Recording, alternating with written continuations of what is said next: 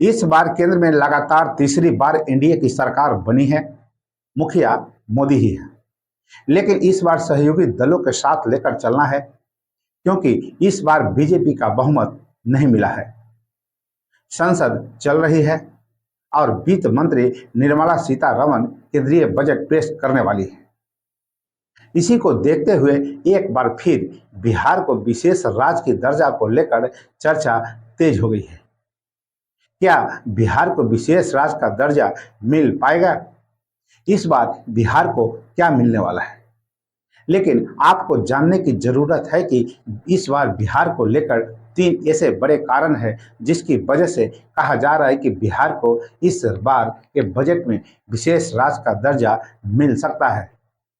तो आइए जानते हैं क्या वो तीन बड़े कारण हैं और बिहार क्यों बार बार मांग रहा है विशेष राज्य का दर्जा और क्या है इसका फायदा। तो सबसे पहले नमस्कार, आप देख रहे हैं न्यूज इंडिया और मैं आपके साथ विपिन। भारत के वित्त मंत्री निर्मला सीतारमण के केंद्रीय बजट से इस बार बिहार को क्या मिलेगा, यह सवाल चर्चा में है। सबसे ज्यादा सवाल विशेष राज्य का दर्जा को लेकर है।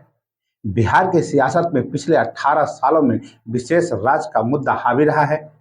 हर बार के केंद्रीय बजट में इसकी चर्चा होती है, लेकिन इस बार तीन ऐसे बड़े कारण हैं जिसकी वजह से कहा जा रहा है कि बिहार को 2024 के बजट में विशेष राज्य का दर्जा मिल सकता है।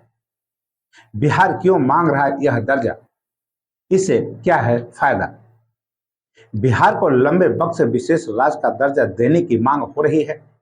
इस मांग ने कम से कम 3 चुनाव को प्रभावित किया है। विशेष राज्य के दर्जे की मांग के पीछे 4 मुख्य आधार हैं। बिहार में 96 जोत भूमि सीमांत और छोटे किसानों की है। भूमि का अधिकांश हिस्सा बाढ़ में डूबा रहता है। राज्य सरकार के मुताबिक 38 में से 15 जिले हर साल बाढ़ से बेहाल रहते हैं। साल 2000 में झारखंड से अलग होने के बाद प्राकृतिक संसाधन और उद्योग का बिहार से सफाया हो गया। नए निवेश के लिए यह दर्जा काफी जरूरी है। उद्योग न होने की वजह से बिहार में रोजगार की स्थिति काफी खराब है। बिहार में पिछले 2 दशक में निर्माण, यातायात, संचार, होटल, रेस्तरां और रियल एस्टेट के क्षेत्र में विकास जरूर हुए हैं, लेकिन इससे ज्यादा रोजगार पैदा नहीं हो सके। इस वजह से बिहार के पलायन में काफी बढ़ोतरी हुई है। बिहार का 1/3 परिवार अभी भी गरीबी रेखा में है। इसके पास न तो बढ़िया घर है और न ही मूल सुख सुविधा। प्रति व्यक्ति आय के खांचे में यह आधार फिट बैठता है, लेकिन बिहार को लंबे वक्त से विशेष राज्य का दर्जा दिए जाने की मांग हो रही है।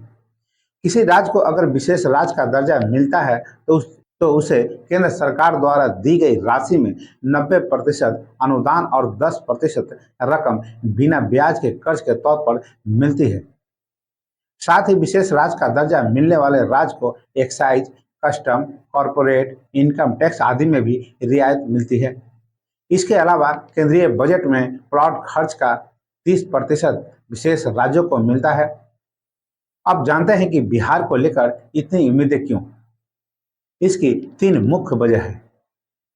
पहला, 14 महीने बाद विधानसभा के चुनाव होने हैं।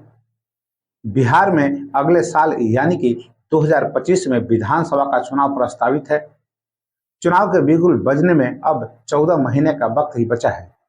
अगर अभी बिहार को केंद्र यह दर्जा देगी तभी धरातल पर चुनाव तक इसका प्रभाव दिखेगा। विशेष राज्य के तहत टैक्स में छूट और अन्य लाभ मिलते हैं, जिसका फायदा वित्त वर्ष में होता है। बिहार की सत्ता में अभी बीजेपी और जनता दल यू है, जिसके पास केंद्र की भी सत्ता है। ऐसे में कहा जा रहा है कि अगर 2025 के चुनाव पर विशेष राज्य का दर्जा और उसके प्रभाव धरातल पर नहीं दिखे तो दोनों पार्टियों को इसका नुकसान हो सकता है। 2020 के चुनाव में दोनों पार्टियों के गठबंधन को काफी करीबी मुकाबले में जीत मिली थी। दूसरा, केंद्र में नीतीश की पार्टी का रोल अहम है। 2005 में नीतीश कुमार जब मुख्यमंत्री बने तब से बिहार को विशेष राज्य की दर्जा देने की मांग कर रहे हैं। 2010 में तो नीतीश कुमार ने इसको लेकर एक बड़ा अभियान चलाया था।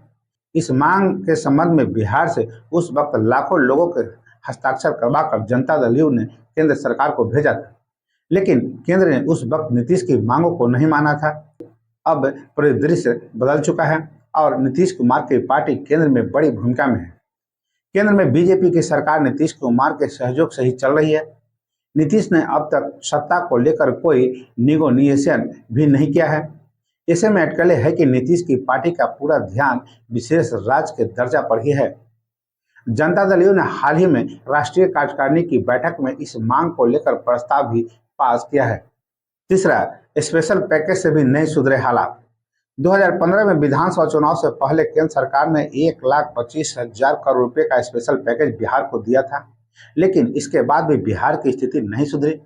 आर्थिक सर्वेक्षण की हालिया रिपोर्ट के मुताबिक बिहार में 1/3 परिवार गरीबी रेखा के नीचे हैं।